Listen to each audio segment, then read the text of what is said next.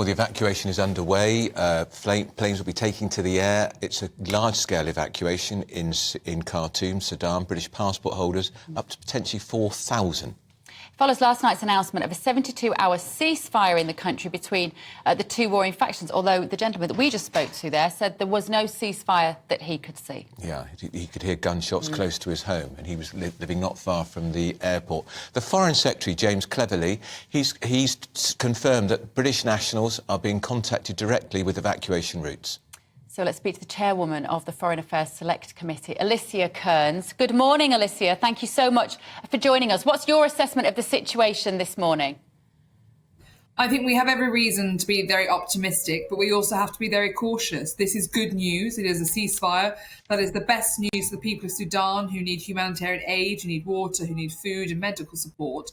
But it also gives us a chance to evacuate our people safely. But as per the person you spoke to who said they are still hearing shots firing out, this is not easy. This remains complex.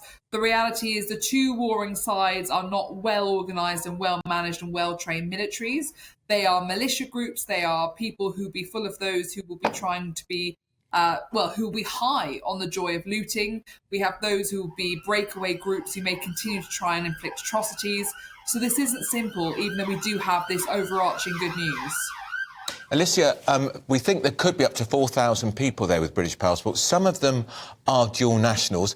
Is there a priority here? Do we give priority to people who are British, or should they all be treated the same once you've removed women and children and elderly people, who, of course, they are the obvious priority? Indeed, you're absolutely right. As the Foreign Secretary said, we will evacuate British passport holders. That will be who is able to be evacuated. But with a priority for women with children, there are many families out there because it was Eid, but also those who are disabled, medically unwell or old. So the key is now making sure that we can get those vulnerable communities first and foremost to the evacuation points. But this is still going to be a very complex few days. Alicia, do we have any idea why this conflict escalated at this time? It's been rumbling on for months. One of the individuals that we spoke to this morning who is out there, who'd gone out to visit friends, said it just sort of happened overnight and that everybody in the country was surprised by the escalation.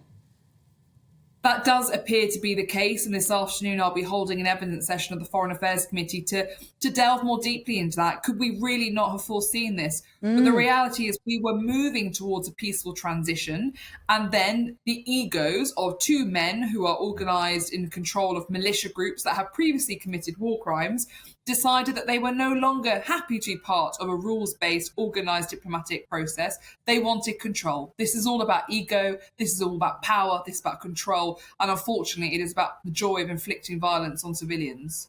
What about the fact that Foreign Office officials, diplomats, have already were removed first? Charles Moore, writing in the Daily Telegraph, is saying, actually, they should have been like the captain on a ship. They should have stayed last to make sure there is an orderly transition. And he includes in that the British ambassador, who is Giles Lever, who's actually on holiday here in Britain and hasn't gone back. So Giles is no longer on holiday. He has been helping run the response. Yeah, but he's here, not there. The crisis response.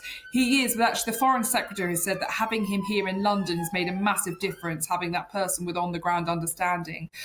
The reality is that normally I've been trained how to run evacuations. I used to train other governments how to do evacuation civilians. We would be last out. That is what is ingrained within me, that you are the last person on the plane. However, in this situation, there was an explicit and immediate serious threat to the lives of our diplomatic staff and to those of any diplomatic office within Khartoum. That is why you saw all of our allied partners decide to withdraw their diplomats immediately, because the threat was so severe. And at that point, the threat to them was far, far more severe than the threat to British nationals. However, that is not to say that we will not see now Foreign Office staff deploying alongside the military, what we call rapid deployment teams, who will be helping to get British nationals to safety.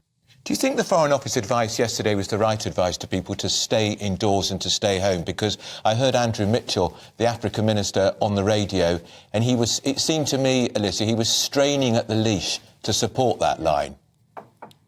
Look, it is incredibly dangerous for anyone to be moving around Sudan before the ceasefire. And even now, it remains difficult. It is not going to be easy for people to get to the airstrip. So the reason the Foreign Office gave that advice is that people were able to bunker down and to hide, and they were least likely to be killed or shot. The reality was that the Foreign Office was able to give that advice because they knew that we were on the cusp of getting a ceasefire agreement. People like myself, I did not know that. And that is why I was urging for an evacuation, because we only saw things getting worse from here. So I understand entirely that for some people it would seem, why would you tell people to stay somewhere dangerous? But if we knew we were likely to be able to announce an evacuation in the short term, and if we knew the streets were that dangerous, the reality is it is safest for people to stay in place. Alicia, how significant is it that the Russian Wagner Group are out in Sudan helping the rebels, and the fact that Russia have been clear that they want a naval base in the Red Sea? What should we read into that? We should be very clear that Russia is a destabilising force across Africa and particularly within Sudan. The Wagner Group has one objective, and that is to help failing regimes and states stay in power. That is what they do. And luckily, people are starting to cotton on to the fact that the Wagner Group is not working in the interests of civilians or anyone else. We've seen this before from Russia when they wanted a port in Syria. They got it, and they used that in order to have influence and control within the region. It is the same interest here, but we should be very clear, Russia is only ever acting in their own interests and no one else's. Now, we've got British military in Sudan, Alicia. Do they leave when the final plane leaves with civilians? Yes, my understanding is that we will not be leaving a footprint within Sudan.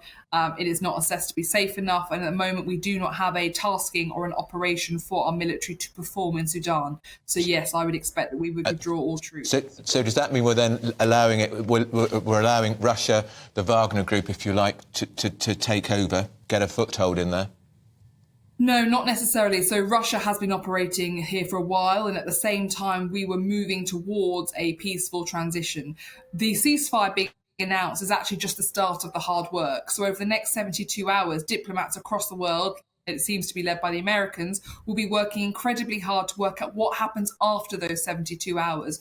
So although we all breathe a massive sigh of relief that there is a temporary cessation to hostilities, for the diplomats, that hard work is now to make sure that we do not see a return to violence. Are you confident we've got this one better, if you like, than we did with the fall of Kabul? I appreciate the Taliban got into Kabul much quicker than expected, but there was a lot of criticism, Alicia, not least from people like you, because we left behind so many Afghan interpreters who'd risked life, limb, their families to work for this country. Yeah, I think it is a very different situation. Afghanistan, we had months where we could have started to remove those to whom we owed a debt. And the crisis was made so acute because the Americans pulled the rug out from under us. So now we have a very different situation ahead of us. The reason why I have the Foreign Affairs Committee holding a hearing on this afternoon is because we don't know the answers. Because over the last few months, there have not been warning bells being rung. People have not been lobbying me as chair of the Foreign Affairs Committee to look at Sudan. So we now need to learn a lot about Sudan. I'll put my hands up. I'm most certainly not an expert on the country.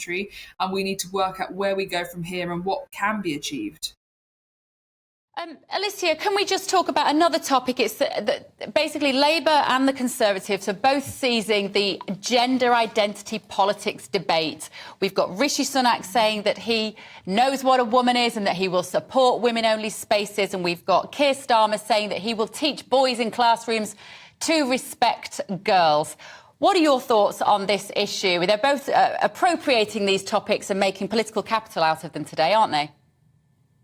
Yeah, well, look, it's very simple for me. I'm a libertarian. People deserve to live their lives freely with as little state intervention as possible. However, when they cross a line or they put people at risk, the state should come down on them like a ton of bricks and protect those in need.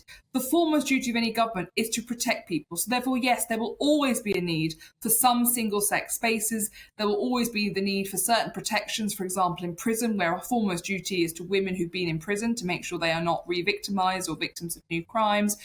I don't think this is that complex. I think we have to really focus on make sure we're not traumatising the vulnerable, but that we're also maximising freedoms and minimising the intervention of the state within our lives. Fantastic. One more question. Can you be our next Prime Minister, please? Told you you'd like her. I'm not sure the country would be looking forward to that. I think we would. Alicia, before you came on, I said to Bev, you're really going to like Alicia Kearns. She's really, really good. The fact that she just said, I'm a libertarian, I want a small state unless you do something wrong, and then I'll come down heavily on you. You're talking my language, Alicia Kearns. The voice of common sense. Come on and see us again, Alicia. That's great. Alicia Kearns, she is the chairwoman of the Commons Foreign Affairs Select Committee, and she is a Conservative MP in Rutland. I think we were wearing the same necklace as well, you see. No, she's great, actually. She is fabulous. Really good. There's some great... I mean, we all moan about politicians. Most of them are pretty good. Do you know, hard-working. This is the thing. Whenever I've said this before, didn't I? When we have some really good, hard-working Conservative MPs on this show, I'm always impressed that they're talking proper Conservative with a capital C language. And then you've got Rishi Sunak and Jeremy Hunt. How much are they giving out today to people who've got no money? We're going to come on to that in a minute, actually. We certainly are.